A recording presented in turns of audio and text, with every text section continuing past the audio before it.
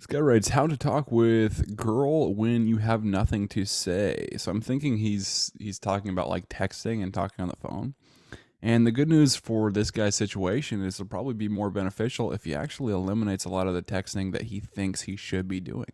So thinking that he has to have that constant validation, that constant connection, the "what are you doing? How's your day going? Good morning" type text. It's like, well, all those can really be eliminated.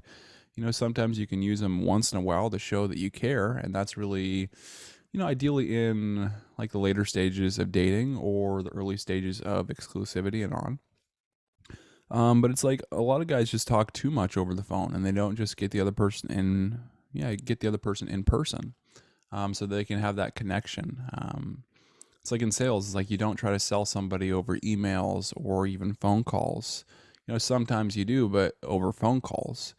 But as far as something like houses, cars, it's like they always want to get you in person because that's where you have the better chance of closing them, because it's like you build that connection, you build that rapport with another person first, and that's really an essential thing.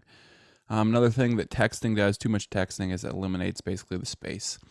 Space is important in dating and relationships. It's like you have to make the other person feel like they're free to choose you.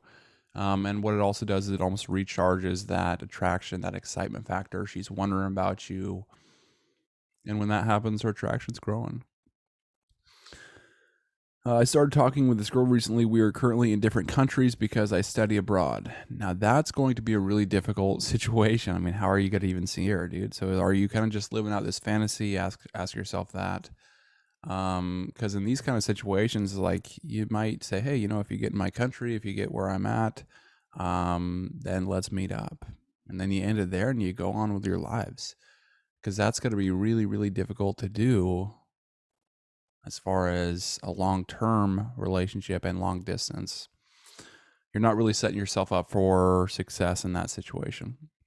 I really like to talk with her, but sometimes I feel like I don't have anything to say to her. Looks like I run out of interesting stuff to talk. Well, it's like, what's your outcome though? It's like you thinking you have to talk to build a connection, for maybe there's going to be a hope at a relationship that's 1,000 miles apart. That it's just like, look at your situation. Is that actually an ideal situation you want to be in?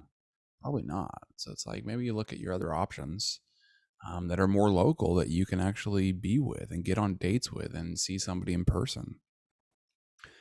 And then when you find somebody, it's like you might be set as far as not feeling like you're texting enough. It's like you want to have those good conversations and build that rapport in person, but it's like as far as texting, just set definite dates. You'll be better off.